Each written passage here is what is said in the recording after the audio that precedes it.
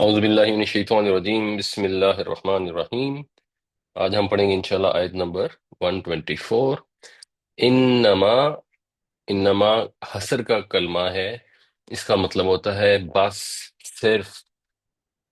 جعل السبت، جعل کا مطلب ہوتا ہے کسی چیز کو کچھ بنانا۔ تو جعل ہو گیا پیسو وائس، پیسو وائس کو گرامر کی زبان میں ہم کہتے ہیں مجہول۔ ایک ہوتا ہے معروف جو ایکٹیو وائس ہوتا ہے، جس کو جانتے ہیں، جس میں جو فائل ہے وہ معلوم ہوتا ہے۔ پیسو وائس میں یہ مجہول ہو جاتا ہے، یہ جہل سے ہے مجہول، یہ معلوم نہیں ہوتا۔ یعنی جو الا بنایا گیا، کیا چیز بنائی گئی وہ اس کے آگے آ رہی ہے، وہ رفع میں چلی جاتی ہے کیونکہ وہ نائب فائل ہوتی ہے، لیکن کس نے بنایا وہ جملے میں موجود نہیں ہوتا۔ علیحدہ سے آ جائے تو کہ علیحدہ بات ہے، مگر جنرلی نہیں ہوتا۔ تو سبت کو بنایا گیا، سبت کو بنایا گیا الذین، ان لوگوں کے اوپر، یعنی سبت کو نافذ کیا گیا۔ یہ یوم سبت یہودیوں کے ہاں ہفتے کا جو دن ہے، اس کا ایک احترام پایا جاتا ہے جو ان کی شریعت میں موجود ہے۔ جس طرح ہمارے ہاں جمعے کا احترام ہے کہ جب جمعے کے لیے بلایا جائے تو اس وقت ہمیں دنیا کے کام سب چھوڑ دینے چاہیے اور اللہ تعالیٰ کے لیے اپنے وقت کو مخصوص کر لینا چاہیے، اور پھر نماز پوری کرنے کے بعد وہ پیریڈ ختم ہو جاتا ہے۔ یہودیوں کے ہاں یہ پیریڈ پورا دن ہوتا تھا، ہفتے کا دن۔ اوریجنلی ان پر بھی نہیں تھا، یعنی حضرت ابراہیم علیہ السلام کی امت پر بھی نہیں تھا۔ یہ بات یہاں بیان کی جا رہی ہے کہ یوم سبت تو نافذ کیا گیا صرف ان لوگوں پر الذین اختلفوا فیہ، جنہوں نے اس کے بارے میں اختلاف کیا۔ یعنی ان کے ہاں بھی یا تو جمعہ ہی دن ہوگا جس کی حرمت ہوگی، اور یہ بھی ہو سکتا ہے کہ اس میں تھوڑی بہت حرمت ہو، اور اس کے بعد یہودیوں نے اپنی کج بحثی کی وجہ سے اس میں ہر چیز کو منع کروا لیا۔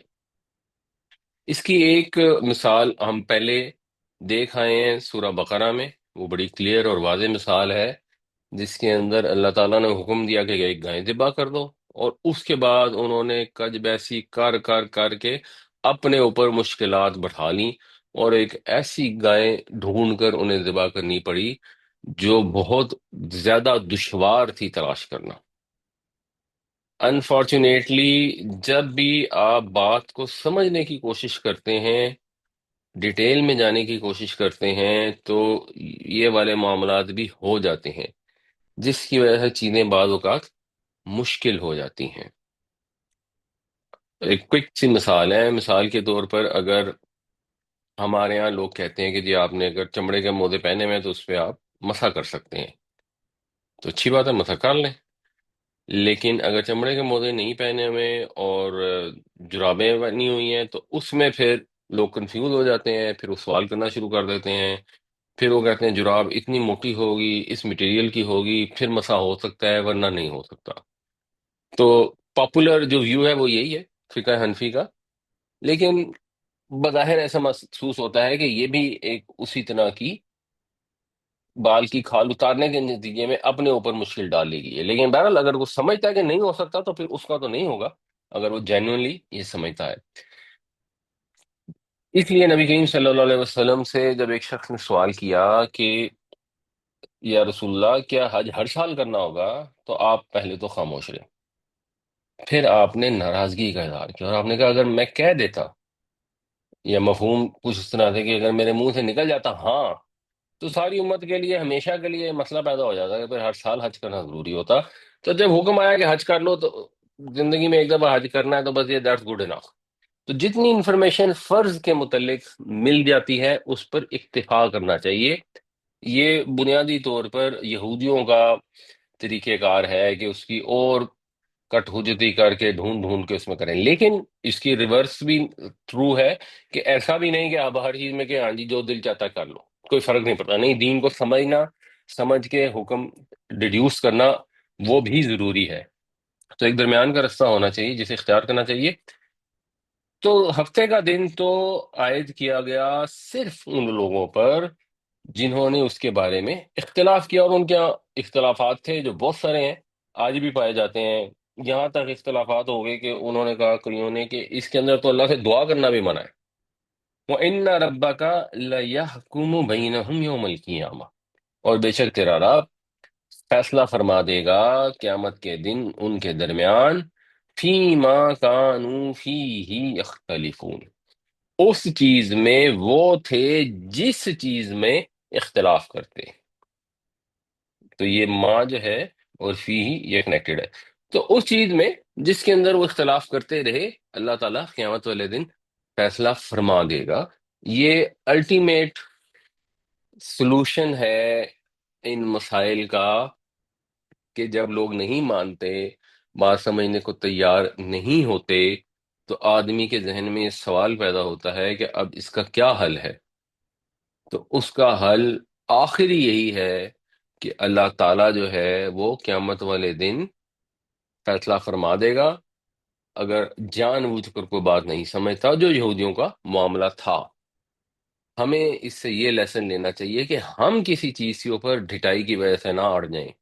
ہم محض اس وجہ سے اختلاف نہ کرتے رہیں کہ ایک دفعہ ہمارے منہ سے وہ بات نکل گئی ہے تو اب ہم نے اسی پہ جمے رہنا ہے، یا ہمارے خاندان میں یا ہماری برادری میں یا ہمارے فقہ میں، ہمارے مسلک میں، ہماری کمیونٹی کے اندر، ہماری نسل کے اندر وہ فالو ہوتا ہے تو بس ہم نے وہی کرنا ہے۔ اگر ہم پنجابی ہیں یا بلوچ ہیں یا پٹھان ہیں تو ہمارے یہاں تو ایسے ہی ہوتا ہے تو بس ہم نے ایسے ہی کرنا ہے، نہیں۔ اگر کسی بھی چیز میں کوئی اختلاف پیدا ہو جائے تو اس کا سلوشن یہی ہے کہ اس کو اللہ کی کتاب کی روشنی میں سمجھا جائے، اللہ کے نبی صلی اللہ علیہ وسلم کی سنت کی روشنی میں اس کا فیصلہ کیا جائے، اور جو صحیح فیصلہ سمجھ آتا ہو، پھر کسی کو غلط سمجھ آ جائے وہ اس سے فرق نہیں پڑتا، پھر بھی ایک اجر ہے۔ ڈھیٹوں کی طرح اندھا دھند اپنے والدین کے طریقہ کار کو یا کسی اور کے طریقہ کار کو بغیر عقل کے فالو کرنا، یہ مشرکین کا طریقہ ہے۔ وہ کہتے تھے ہم تو اس کی پیروی کریں گے جس پہ ہم نے اپنے باپ دادا کو پایا، ہمیں اس سے کوئی غرض نہیں کہ کون سی چیز عقل کے اوپر پوری اترتی ہے یا نہیں اترتی۔ انما جعل السبت على الذين اختلفوا فيه وان ربك لا يحكم بينهم يوم القيامة فيما كانوا فيه يختلفون، سبت کا دن تو انہی لوگوں پر نافذ کیا گیا جنہوں نے اس کے بارے میں اختلاف کیا، بے شک تیرا رب ان چیزوں کے بارے میں جن میں اختلاف کرتے ہیں قیامت کے دن فیصلہ فرما دے گا۔ ادعو الی سبیل ربک، پکارو، بلاؤ، یہ دال عین اور با، دعا یدعو کا مطلب ہوتا ہے پکارنا، مدد کے لیے پکارنا بھی ہوتا ہے اور کسی مقصد کے لیے بھی پکارنا ہوتا ہے۔ جب مدد کے لیے پکارتے ہیں تو مفعول ایسے ہی آ جاتا ہے، اور جب کسی مقصد کے لیے پکارے تو اس کے ساتھ پھر یہ الہ کی پریپوزیشن آ جاتی ہے، الہ کا صلہ آ جاتا ہے۔ اس سے پھر فعل امر بن گیا ادعو، تو پکار، تو بلا، تو دعوت دے، اسی سے دعا اور دعوت کا لفظ ہے۔ کدھر دعوت دے؟ الہ سبیلی ربی کا، اپنے رب کے راستے کی طرف۔ اب یہ سمجھنا بہت ضروری ہے کہ مومن کا یہ کام ہے، مومن کو یہ بتایا جا رہا ہے کہ تم نے بلانا ہے لوگوں کو اللہ کے راستے کی طرف۔ اس کے لیے ساری زندگی انتظار نہیں کرنا کہ پہلے مجھے اتنے علوم حاصل ہو جائیں، پہلے اتنی نالج آ جائے، پہلے میں خود پارسا ہو جاؤں، پہلے میری ساری خامیاں ٹھیک ہو جائیں، پھر میں لوگوں کو دعوت دوں گا اللہ کے راستے کی طرف۔ اللہ کے نبی صلی اللہ علیہ وسلم نے فرمایا کہ پہنچاؤ لوگوں تک میری طرف سے چاہے ایک آیت ہی کیوں نہ ہو۔ تو اگر ایک آیت کی بھی صحیح انڈرسٹینڈنگ ہو جاتی ہے تو جہاں موقع ہو وہاں اس کو دوسروں تک بھی پہنچائیں۔ پہنچانا کیا ہے؟ بلانا کس کی طرف ہے؟ اللہ کے راستے کی طرف بلانا ہے، اپنے نفس کی طرف، اپنی بڑائی کی طرف، اپنی تعریف کی طرف نہیں بلانا۔ جب خالص اللہ کے لیے نیت ہوگی تو پھر ہم جو بات بھی کریں گے وہ نپی تلی ہوگی، اس میں جذباتیت نہیں ہوگی، ایموشنل رویہ نہیں ہوگا، اس میں حسن ہوگا، خوبصورتی ہوگی، نرمی ہوگی. یہ مقصد نہیں ہوگا کہ آپ کے جذبات کسی طرح بھڑاس آپ کی نکل جائے، آپ کی تعریف ہو جائے، لوگ کہیں واہ واہ یہ کتنا عالم ہے، کتنا سمجھدار ہے، کتنا قابل ہے. نہیں، آپ نے بلانا ہے اپنے رب کے راستے کی طرف. بلانا کیسے ہے؟ بالحکمت والموعظۃ الحسنہ. حکمت کے ساتھ بلانا ہے. حکمت میں یہ بھی شامل ہے کہ کب بلانا ہے. آپ گئے ہیں کسی مجلس میں، وہاں پہ مثال کے طور پر کھانا کھانے لوگ آئے ہیں، تو آپ کہیں جی 1 منٹ انتظار کریں، اور اس کے بعد آپ کھڑے ہو جائیں اور 1.5 گھنٹے کی تقریر کر دیں. تو یہ حکمت نہیں ہے. حکمت کے ساتھ بلانا ہے تو اس حکمت میں دلائل شامل ہیں. آپ نے جب کسی سے بات کرنی ہے تو پراپر آرگومنٹ سے بات کرنی ہے. جب اللہ کے رستے کی طرف بلانا ہے تو پریپیئر ہو کر جانا ہے. ایسا ہی نہیں کہنا کہ بس جی ہم یہ کہہ رہے ہیں تو تم مان لو.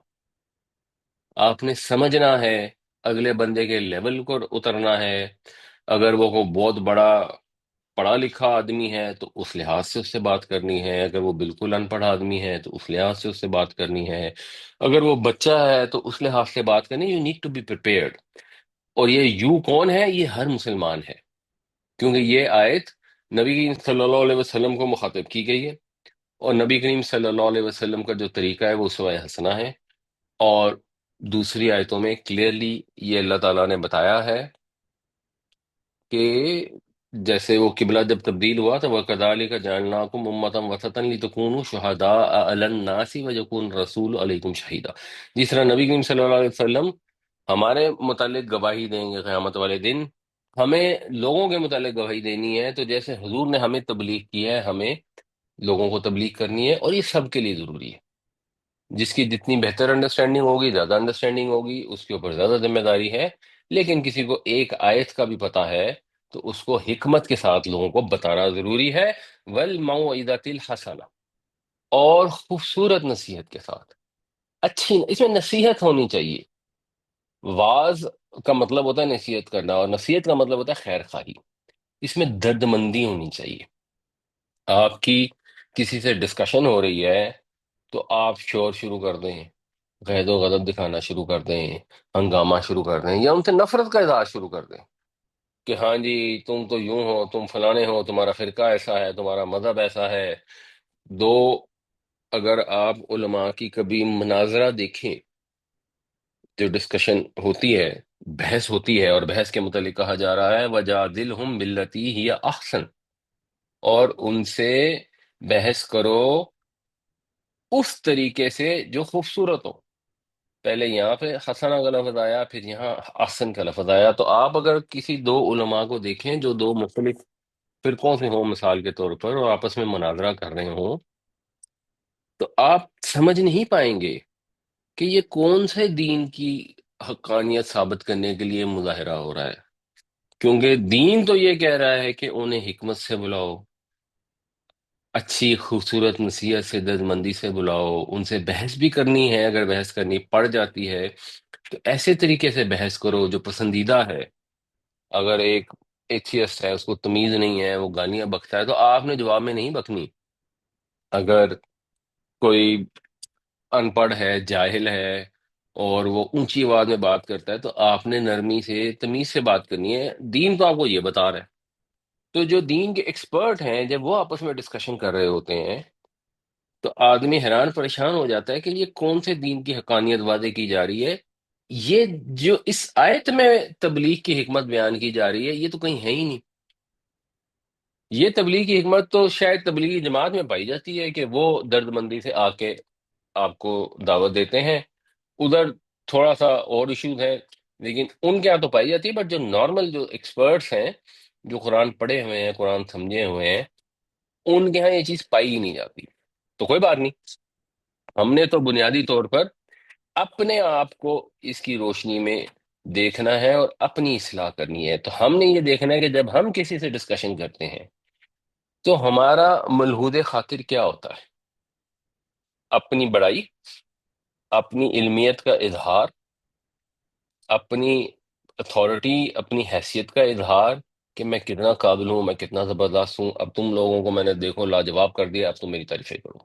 یا ہمارا مقصد یہ ہوتا ہے کہ ہم لوگوں کو اللہ کے رستے کی طرف بلائیں، اور جب بلائیں تو حکمت کے ساتھ بلائیں، اور اس کے ساتھ درد مندانہ خوبصورت اچھے انداز سے نصیحت کریں، اور اگر کہیں آرگومنٹ کرنا پڑ جائے تو وہ بھی اچھے طریقے سے کریں۔ میں اس کی آپ کو ایک دو مثالیں ابھی بتاتا ہوں، آیت پوری کر لیں، جس سے چیز بڑی واضح ہو جائے گی کہ انبیاء علیہ السلام کا کیا طریقہ کار ہے، اور ہمارا اور ہمارے لیڈروں کا کیا طریقہ کار ہے۔ اس کے بعد ایک چیز یہ آتی ہے کہ انسان کسی کو دعوت نہیں دیتا اس وجہ سے کہ بھائی اس نے تو ماننا ہی نہیں۔ یہ ایک دفعہ میں نے کسی قادیانی کو ایک کتاب دے دی، تو وہ بعد میں وہ کرنل صاحب نے مجھے کہا کہ یہ آپ نے کہاں ضائع کر رہے ہیں اپنے آپ کو، یہ لوگ بڑے ڈھیٹ ہوتے ہیں، انہوں نے نہیں ماننا۔ اللہ تعالیٰ یہ فرماتے ہیں ان ربک ہوا اعلم، بے شک تیرا رب ہے وہی جانتا ہے، بمن ضل عن سبیلی، کہ کون گمراہ ہو گیا، بھٹک گیا اس کے رستے سے، وَهُوَ أَعْلَمُ بِالْمُهْتَدِينَ، اور وہ خوب جانتا ہے جو ہدایت پانے والے ہیں۔ یہ اللہ رب العزت کی ڈومین ہے، اس کو معلوم ہے، ہمیں تو غیب کی بات نہیں پتا۔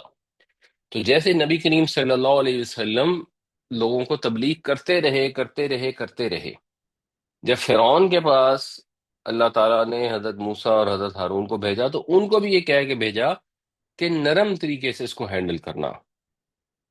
اللہ کو تو معلوم تھا کہ اس نے نہیں اسلام قبول کرنا، لیکن جب تک اللہ تعالیٰ یہ انفارمیشن اپنے رسول کو نہ دے، رسول کے لیے ضروری ہے کہ وہ کرتے رہیں تبلیغ۔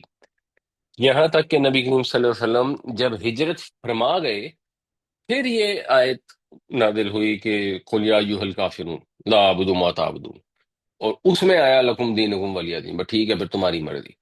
اس سے پہلے نہیں، 13 سال نبی کریم صلی اللہ علیہ وسلم ایفرٹ کرتے رہے، لوگوں کو سمجھاتے رہے۔ کیوں؟ کیونکہ ہمیں معلوم ہی نہیں، تو ہم یہ خود سے ازیوم نہیں کر سکتے۔ جہاں ہماری ڈومین ہے، جتنی ہماری اتھارٹی ہے، جتنی ہماری کیپیسٹی ہے، اس کے لحاظ سے حکمت سے خوبصورت طریقے سے لوگوں کو تبلیغ کرنی ضروری ہے۔ جہاں پہ کوئی بالکل ہی ڈھیٹ ہو رہا ہو تو پھر ٹھیک ہے، آپ نے جادلہم باللتی ہی احسن کرنا ہے، اور جہاں کو بہت ہی ڈٹائی کا اور بدتمیزی کا مظاہرہ کر رہا ہے، اس وقت آپ اس کو اس کے حال پر چھوڑ سکتے ہیں، اور پھر جب موقع ملے، پھر بہتر کوئی چانس ملے تو پھر دوبارہ اس کو تبلیغ کر سکتے ہیں۔ ادعو الى سبیل ربک بالحکمت والموعظۃ الحسنہ وجادلہم باللتی ہی احسن ان ربک هو اعلم بمن ضل عن سبیلہ وهو اعلم بالمہتدین۔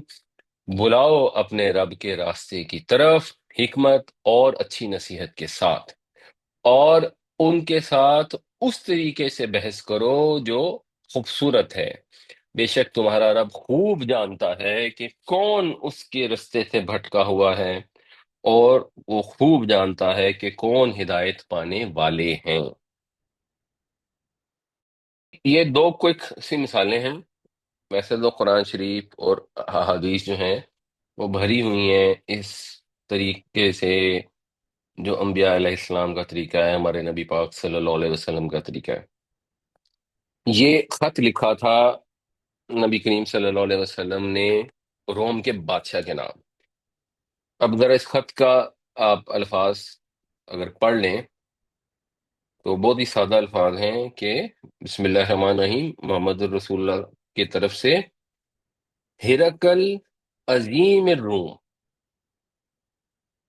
روم کے بادشاہ ہرقل کے نام، اور بادشاہ کے لیے وہ لوگ اگر عظیم روم کا لفظ استعمال کرتے تھے، ویسے تو ان کی اپنی لینگویج میں کچھ ہوگا، بس اس کی ٹرانسلیشن یہ بنتی ہے عظیم، تو نبی کریم صلی اللہ علیہ وسلم نے اس کو عظیم کہہ کے ہی مخاطب کیا۔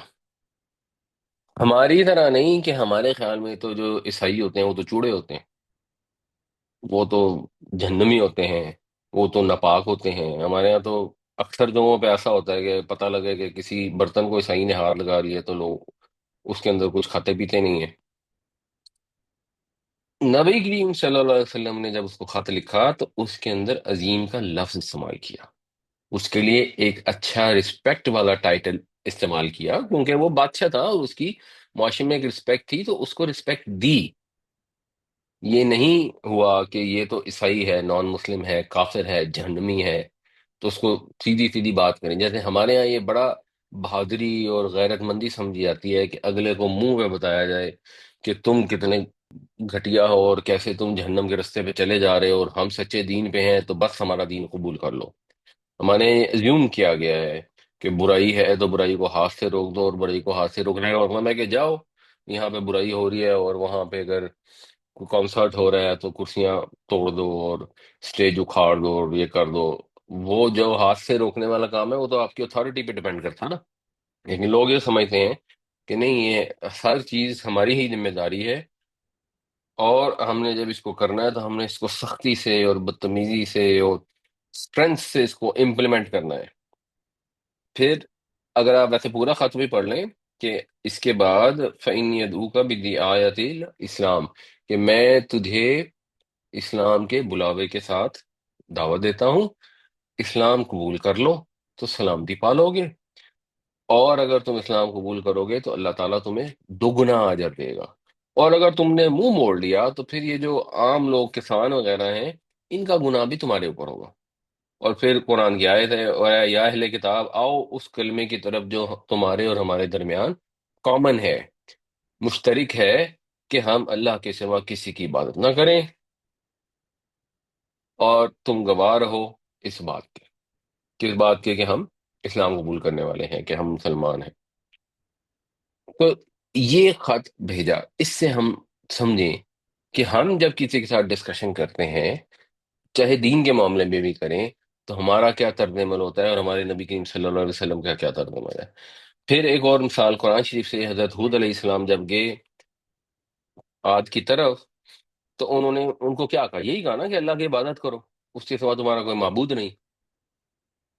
اور اس پر انہوں نے یہ جواب دیا، انا لنراک فی صفاحت، ہم تو تمہیں بالکل ہی بیوقوف سمجھتے ہیں، اور ہم سمجھتے ہیں کہ تم تو جھوٹے ہو.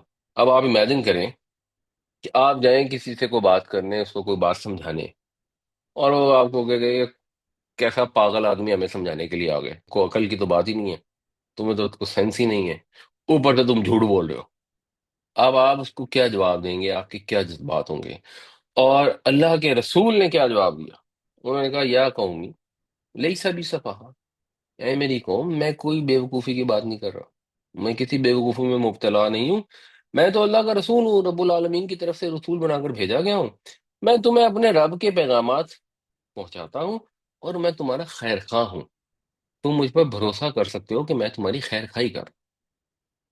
ان کا ڈائلاگ دیکھیں، جواب میں حضرت حود علیہ السلام کے ڈائلاگ دیکھیں، اور اس کو کمپیئر کر لیں کہ ہم لوگ کیا کرتے ہیں جب ہمیں کسی کے ساتھ ڈسکشن، گفتگو، بحث، مناظرہ کرنا پڑ جاتا ہے. تو قرآن شریف آپ کو واضح الفاظ میں کہہ رہا ہے کہ اپنے رب کے رستے کی طرف بلاؤ، اور حکمت کے ساتھ بلاؤ، اور خوبصورت نصیحت کے ساتھ بلاؤ. اور اگر کہیں بحث کرنی پڑ جاتی ہے تو انتہائی خوبصورت پسندیدہ طریقے سے بحث کرو. وَإِنْ عَاقَبْتُمْ، اور اگر عاقبتم، یہ ہے عین، قاف اور بے، جس سے عقب کا لفظ ہوتا ہے، یہ سب کو پتا ہے اردو میں کہ اس کا مطلب ہوتا ہے پیچھے ہونا. عقبہ یا کوبو کا مطلب ہوتا ہے پاؤں کا پچھلا حصہ، یعنی جو ایڑی ہے نا اس کو زمین پہ مارنا، اور پھر پیچھے آنا، جانشین ہونا، ان معنوں میں یہ استعمال ہوتا ہے. اس سے پھر جو باب مفاعلہ بنتا ہے، اس کا مطلب ہوتا ہے کسی کے پیچھے پڑنا، یا کسی کی زیادتی کا بدلہ لینا، یعنی کسی چیز کے پیچھے کوئی دوسری چیز آنی. عقاب کا لفظ بھی اسی سے ہے، وہ مفاعلہ کا دوسرا مصدر ہے، ان اللہ شدید العقاب، یعنی ایسی سزا جو کسی عمل کی وجہ سے پیچھے آئے. جو عذاب ہوتا ہے نا وہ بس عذاب ہوتا ہے، وہ عذاب ہو سکتا ہے کوئی ظالم بادشاہ ہو تو بغیر کسی غلطی کے بھی عذاب دیتے، لیکن عقاب سزا کو کہا جاتا ہے جو کسی جرم کی وجہ سے آتی ہے. تو عاقبہ اس نے سزا دی یا اس نے بدلہ لیا.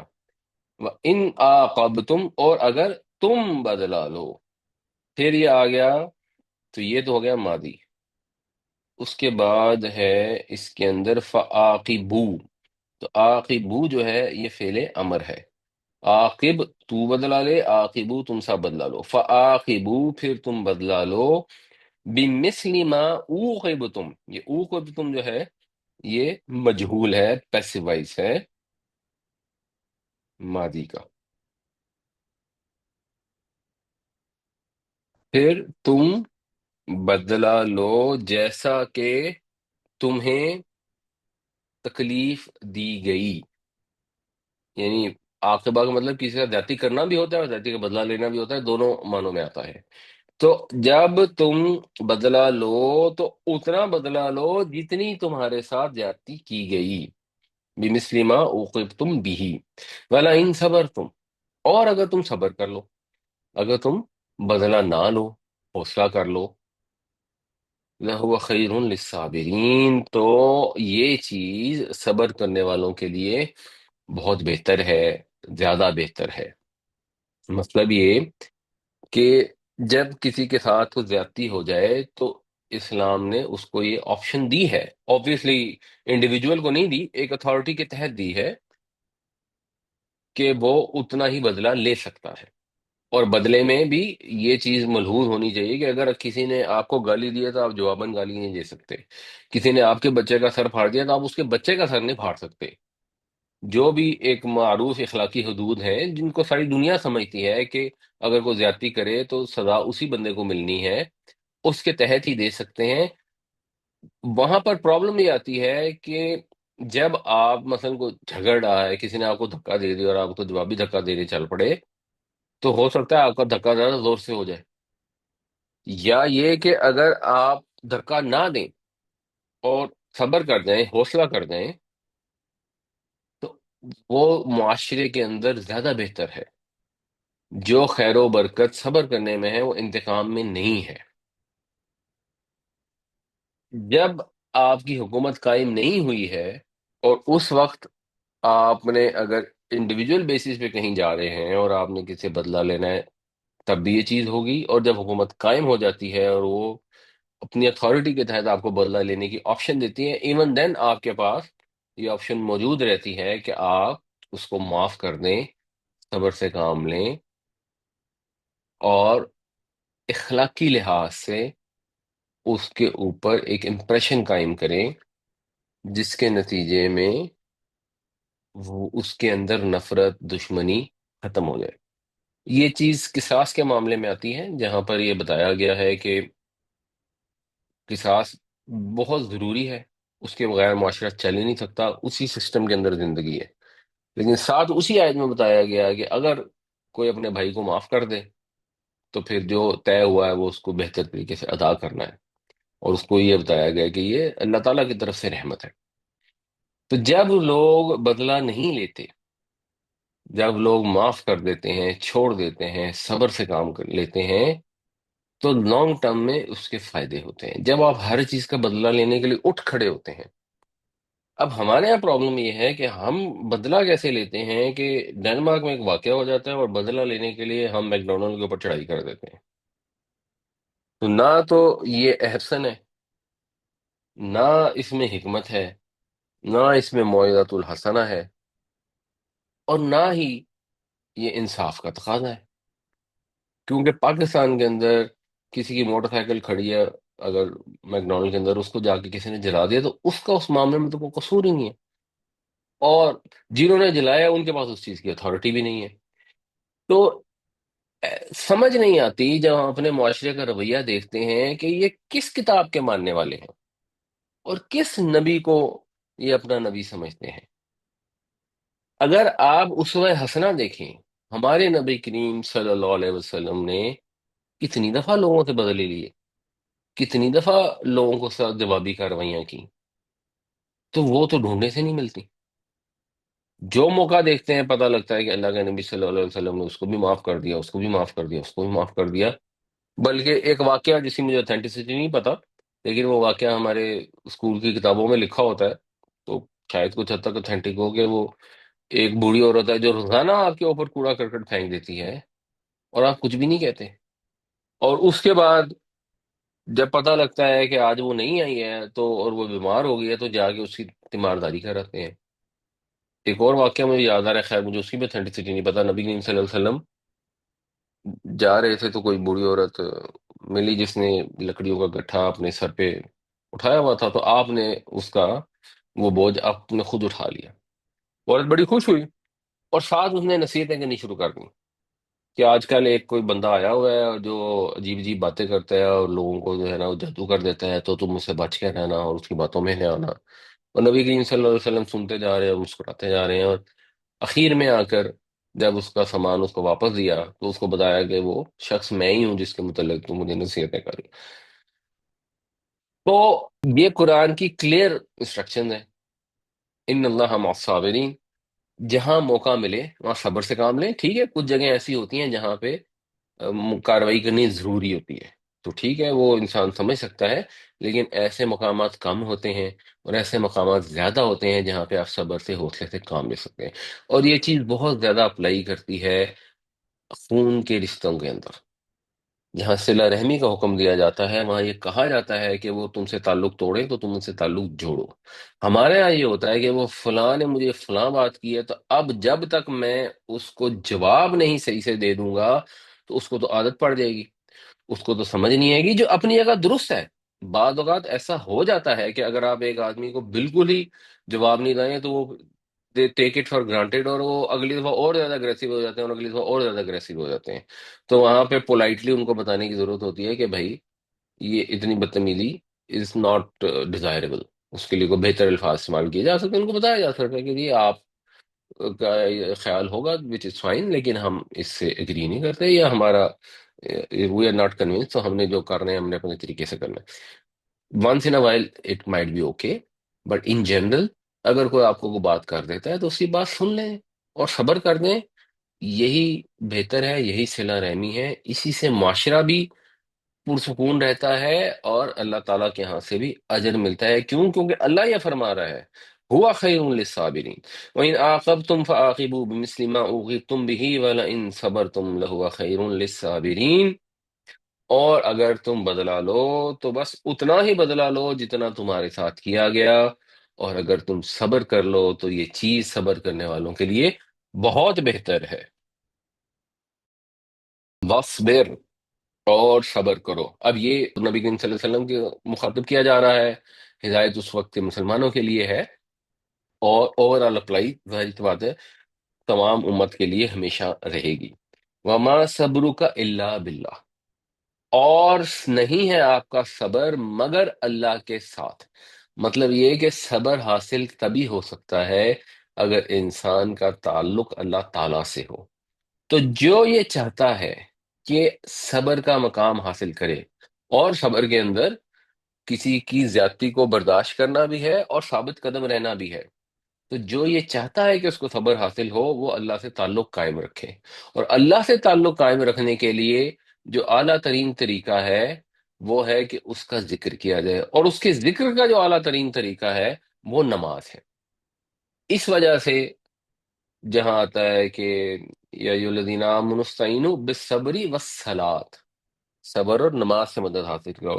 اور باقی جگہوں پر اگر آپ قرآن شریف میں دیکھیں تو نماز کی تو تاکید ہے ہی، تہجد کے اہتمام کی بھی تاکید ہے۔ تو تہجد کی نماز پڑھنے سے انسان کو جو حوصلہ حاصل ہوتا ہے اور اللہ تعالیٰ جو غیب سے دروازے کھولتا ہے وہ پڑھ کے ہی پتہ لگتا ہے، اس کے بغیر انسان امیجن نہیں کر سکتا۔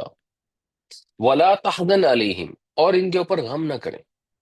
ایک تو نبی کریم صلی اللہ علیہ وسلم کو ویسے ہی غم تھا کہ یہ لوگ جہنم میں جا رہے ہیں، میں ان کو بچانے کی کوشش کر رہا ہوں، ان کو سمجھ ہی نہیں آ رہی۔ اور دوسرا انسان کو یہ بھی پریشانی ہوتی ہے کہ میرے بتانے کے اندر کوئی مسئلہ ہے، مجھے اللہ تعالیٰ نے ایک اگر ذمہ داری تفویض کی ہے تو میں اپنی ذمہ داری سے صحیح طرح سے عہدہ برا نہیں ہو رہا۔ تو یہ بھی نبی کریم صلی اللہ علیہ وسلم کو غم تھا، تو اللہ تعالیٰ فرمانے کہ آپ غم مت کریں۔ ولا تکو فی دیکن، اور آپ گھٹن میں مبتلا نہ ہوں۔ داکا یزیکو کا مطلب ہوتا ہے تنگ ہونا، جس سے اردو میں ایک لفظ استعمال ہوتا ہے مضائقہ، وہ ہم کہتے ہیں کوئی مضائقہ نہیں، کوئی حرج نہیں۔ تو آپ تنگی میں نہ پڑیں، آپ پریشانی میں مبتلا نہ ہوں۔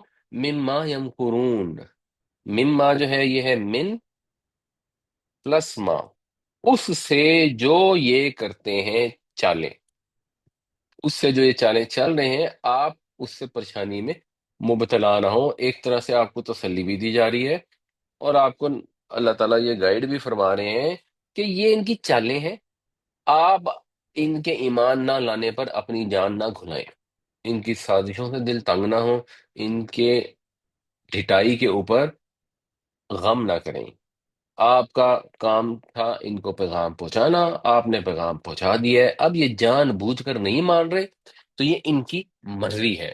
تو وہ لوگ جو نبی کریم صلی اللہ علیہ وسلم کے قبیلے سے تھے، جو آپ کے محلے سے تھے، آپ کے شہر سے تھے، جن کے ساتھ آپ نے اپنی زندگی کے 40 سال نبوت سے پہلے اور 13 سال نبوت کے بعد بتائے، ان کے متعلق اللہ تعالیٰ فرما رہا ہے کہ آپ پریشان نہ ہو۔ اور مفہوم یہاں یہ ہے، باقی آیتوں میں کلیئرلی بتایا جاتا ہے کہ آپ نے اگر ان کو پیغام پہنچا دیا، انہوں نے مان لیا تو اپنا فائدہ کریں گے، نہیں مانیں گے تو اپنا نقصان کریں گے۔ ان کے متعلق اللہ تعالیٰ یہ والی بات واضح فرما رہے ہیں، اور ہم نے یہ ایزیوم کیا ہوا ہے کہ ہم 1500 سال بعد ہزاروں میل دور پیدا ہو گئے ہیں، اور ہم حضور کی بات نہیں مانیں گے تو کوئی فرق نہیں پڑے گا، بدگمان سے کہہ دیں گے یا نبی یا نبی یا نبی، باقی بات مان لی نہ مانی نہ مانی، کیا فرق پڑتا ہے، وہاں تو حضور ہمیں آ کے بچا لیں گے۔ تو اپنے ساتھ والے کو تو نہیں بچایا، اپنے چچا ابو لہب کو تو نہیں بچایا، وہ تو تباہ و برباد ہو گیا کیونکہ اس نے حضور کی بات نہیں مانی۔ ہم نے زبان سے کلمہ نکال دیا کہ ہم مومن ہیں، جیسے مدینے کے منافقوں نے زبان سے کلمہ نکال دیا تھا۔ تو وہ منافق کون سے؟ ایک دو تھے، بے شمار تھے، تو ان زبان سے تو انہوں نے بھی کلمہ نکال دیا تھا۔ ہمیں ہمارے نبی پاک صلی اللہ علیہ وسلم نے فرمایا کہ منافق کی یہ نشانی ہے کہ جھوٹ بولتا ہے، وعدہ خلافی کرتا ہے، امانت میں خیانت کرتا ہے، لیکن ہم تو مومن ہیں۔ اگرچہ ہم نے کہا زبان سے ہم جھوٹ بھی بول لیں گے، ہم وعدہ خلافی بھی کر لیں گے، ہم امانت میں خیانت بھی کر لیں گے، لیکن ہم مومن ہیں، ہم سیدھے جنت میں جائیں گے۔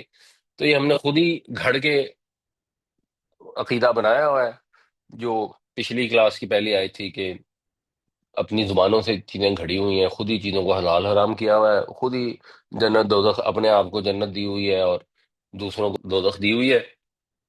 وَاصْبِرْ وَمَا صَبْرُكَ إِلَّا بِاللَّهِ وَلَا تَحْزَنْ عَلَيْهِمْ وَلَا تَكُ فِي ضَيْقٍ مِّمَّا يَمْكُرُونَ، اور صبر کریں، اور آپ کو صبر نہیں مل سکتا سوائے اللہ کے، اور مت غم کریں ان کے اوپر، اور مت پریشان ہوں ان کی چالوں سے۔ ان اللہ مع الذین اتقوا، بے شک اللہ تعالیٰ ان لوگوں کے ساتھ ہے جنہوں نے تقوی اختیار کیا، والذین هم محسنون، اور وہ لوگ جو محسن ہیں، محسن ہیں جو احسان کرتے ہیں، احسان کا رویہ اختیار کرتے ہیں، جو ہر عمل اس طرح سے کرتے ہیں کہ اس عمل کے اندر حسن ہے۔ کائنات کا پروردگار جب دیکھتا ہے تو فرماتا ہے کہ میرے بندے نے خوبصورت عمل کیا ہے۔ یہ جو لوگ ہیں ان کو کوئی پریشانی نہیں، ان کو اللہ کا ساتھ ملے گا، اور نبی کریم صلی اللہ علیہ وسلم تو سب متقیوں کے، سب محسنوں کے سردار ہیں، تو آپ کو تو بالکل ہی کوئی دل تنگ ہونے اور پریشان ہونے کی ضرورت نہیں ہے۔ لیکن یہ واضح ہے اس آیت سے بھی کہ اللہ ان کے ساتھ ہے جو تقوی اختیار کرتے ہیں، ان کے ساتھ نہیں ہے جو زبانی کلامی ڈائلاگ بولتے رہتے ہیں، اور ان کے ساتھ ہے جو احسان کا رویہ اختیار کرتے ہیں، جو ہر عمل کو اس طرح سے کرتے ہیں کہ یہ ان کے ذہن میں احساس ہوتا ہے کہ میرا رب دیکھ رہا ہے، جب وہ دیکھے گا تو وہ فرمائے گا کہ میرے بندے نے خوبصورت عمل کیا۔ جو حدیث جبریل ہے مشہور، جب نبی کریم صلی اللہ علیہ وسلم کے بعد حضرت جبریل علیہ السلام آئے اور وہاں جب سوال جواب ہوئے کہ احسان کیا ہے، تو نبی کریم صلی اللہ علیہ وسلم نے فرمایا کہ اللہ کی عبادت ایسے کرو گویا کہ تم اسے دیکھتے ہو، اور اگر تم اسے نہیں دیکھتے تو وہ تو تمہیں دیکھتا ہی ہے۔ تو یہ احسان ہے کہ جب آپ سڑک پر نکلیں، گاڑی چلائیں، کسی سے خدا نخواستہ گاڑی لگ جائے، اب اس بندے سے جب معاملہ کریں، جب منہ سے الفاظ نکالے، تو یہ احساس ملحوظ خاطر ہو کہ میں جو بات بھی کروں گا، اس سے جیسا بھی رویہ اختیار کروں گا، میرا رب اس کو دیکھ رہا ہے، اور میرے رب کے سامنے میرا رویہ خوبصورت ہونا چاہیے۔ جس کے ساتھ بھی ہم معاملہ کرتے ہیں اس کے ذہن میں کیا آتا ہے وہ سیکنڈری ہے، ٹھیک ہے؟ لوگوں کے ذہن میں بھی آپ کے متعلق اچھا خیال ہونا چاہیے، لوگوں کو بھی آپ کے متعلق اچھا سوچنا چاہیے، آپ کے متعلق ان کے خیالات اچھے ہونے چاہیے۔ یہ نہیں ہونا چاہیے کہ لوگ کہیں مسلمان ہیں تو گھٹیا ہوگا، بدتمیز ہوگا، فلان ہوگا، لیکن وہ ہے سیکنڈری۔ بنیادی چیز یہ ہے کہ آپ نے جب کسی انسان سے بھی معاملہ کرنا ہے، اصل آپ نے یہ دیکھنا ہے کہ یہ معاملہ جو ہے یہ میرے رب کو کیسا لگ رہا ہے، میرے رب کا اس کے متعلق کیا خیال ہے۔ اگر آپ کے رب کا اس کے متعلق یہ امپریشن کریٹ ہو گیا کہ میرے بندے نے خوبصورت معاملہ کیا ہے، تو پھر آپ کا رب آپ کے ساتھ ہے۔ ان اللہ مع الذین اتقوا والذین هم محسنون، بے شک اللہ ان لوگوں کے ساتھ ہے جنہوں نے تقوی اختیار کیا اور جو نیکوکار ہیں، جو خوبصورت عمل کرتے ہیں۔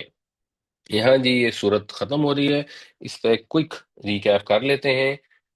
سورت شروع ہوتی ہے تو شروع ہی سبحانہ و تعالی سے ہوتی ہے، اللہ تعالیٰ کی توحید کا بیان ہے، شرک کی مذمت ہے، اور پھر توحید اللہ کی نشانیوں کے ذریعے، جو قدرت کی نشانیاں ہیں ان کے ذریعے بیان کی گئی ہے۔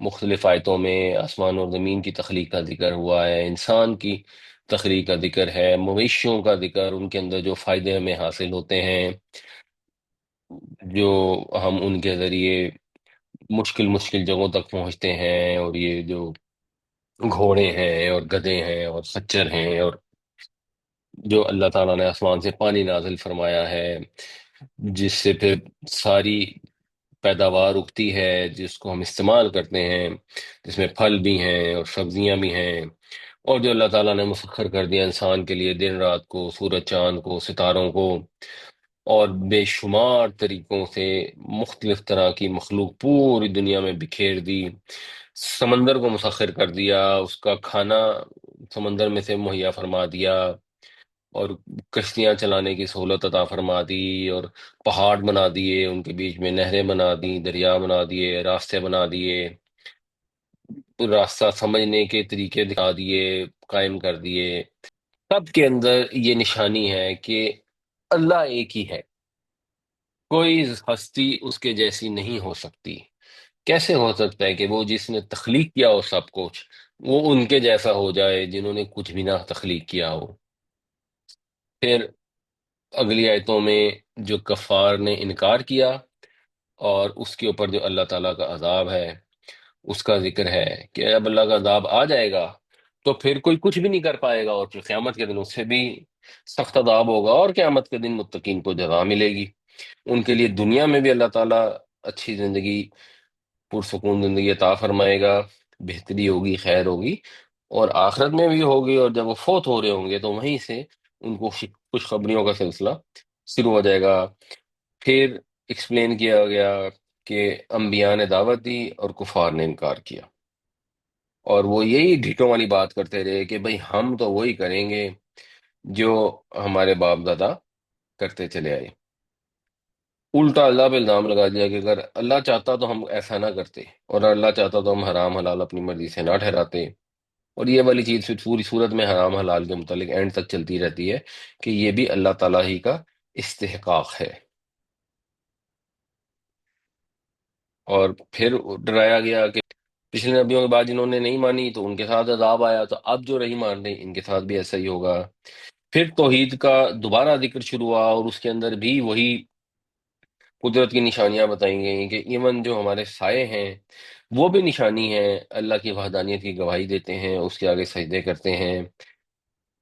جو بھی نعمت اللہ نے عطا کی ہے وہ اس چیز کو پکار پکار کے کہہ رہی ہے کہ اللہ تعالیٰ ہی ہے جو سب کچھ دیتا ہے، وہ اکیلا ہی ہے، اور یہ جو اس کے ساتھ شرک ٹھہراتے ہیں اور اس کے لیے بیٹیاں بنا لیتے ہیں، یہ تو کوئی حد ہی کر دیتے ہیں کہ اپنے لیے بیٹے ڈھونڈتے ہیں اور اس کے ساتھ شرک بھی ٹھہراتے ہیں اور ساتھ بیٹیاں بھی ٹھہرا دیتے ہیں۔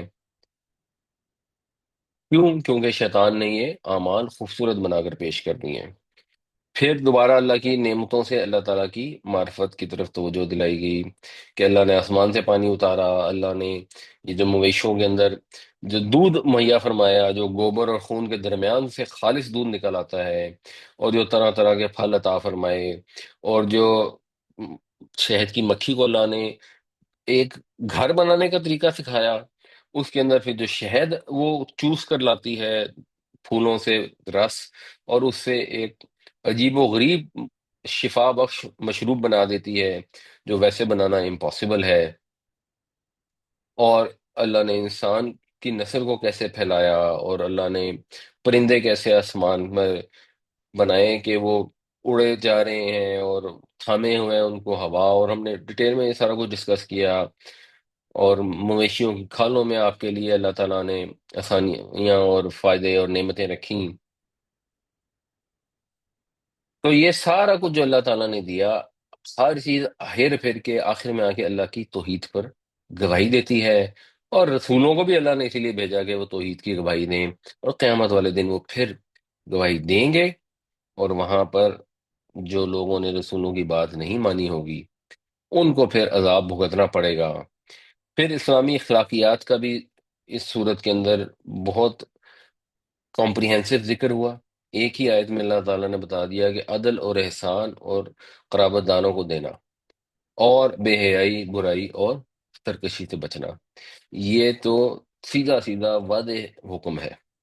اگر اسی کو فالو کر لیں تو چیزیں ٹھیک ہو جائیں گی، اور پھر فوکس انسان کا اس طرف ہو جائے گا کہ اپنی اصلاح کرے، اور اپنے رب کے حضور جب پیش ہو تو پرو ہو سکے، ان لوگوں کی طرح نہ ہو جائے جو ساری زندگی کوشش کرتے رہے، جو یہودیوں کی اگزامپل دی گئی کہ وہ ساری زندگی اس کے ایفرٹ میں تھے کہ اللہ کا رسول آئے گا اور اس کے بعد اس کی مدد سے ہم کافروں کے اوپر فتح پائیں گے، تو جب آئے تو ان کا انکار کر دیا، اس عورت کی طرح جو خوب مضبوط دھاگا کاٹتی ہے، سوت کاٹتی ہے، اور اس کے بعد اس کو ٹکڑے ٹکڑے کر دیتی ہے۔ اور اب اینڈ کے اندر پھر بتایا جا رہا ہے کہ قرآن سے ہدایت ملے گی، ہدایت حاصل کرنی ہے تو شروع سے ہی ذہن خالی رکھیں، شیطان سے پناہ مانگیں، اللہ کی مدد چاہیں، کیونکہ وہ دن تو آئے گا جب رسولوں کی تکذیب کرنے والوں کو وہ انجام بھگتنا پڑے گا۔ پھر وہ حرام حلال والی ڈیٹیل دوبارہ آتی ہے کہ حضرت ابراہیم علیہ السلام کے طریقے میں جو چیزیں حرام حلال تھیں وہی تھیں، حضرت موسیٰ کو، عیسیٰ کو، سب کو وہی بتائی گئیں، اور نبی کریم صلی اللہ علیہ وسلم بھی واپس اسی جو امت ملت ابراہیم ہے اسی کے اوپر حرام حلال کو آپ نے نافذ فرمایا جو حضرت ابراہیم کے دور سے تھا، اور وہی ملت سب کے لیے فالو کرنی ضروری ہے، اور ہمارے لیے بھی ہمارے نبی کریم صلی اللہ علیہ وسلم نے جو ملت چھوڑی ہے، اب ہمیں حضرت ابراہیم کے دور کی ایگزیکٹ چیزیں معلوم نہیں ہے، ان کا معلوم ہونا ضروری بھی نہیں ہے، کیونکہ اللہ کے نبی صلی اللہ علیہ وسلم ہمیں وہ چیزیں بتا گئے ہیں، اور ہمیں یہ پتا ہے کہ یہ ایگزیکٹلی اسی طریقے پر ہیں۔ ہم نے اب ان کو بھی دعوت دینی ہے تو ان کو بھی اچھے طریقے سے دعوت دینی ہے، آپس میں بھی دعوت دینی ہے تو آپس میں بھی اچھے طریقے سے دعوت دینی ہے، اللہ کی کتاب کو پڑھنا بھی ہے، اس کو سمجھنا بھی ہے، اور لوگوں کو بھی اس کی طرف بلانا ہے۔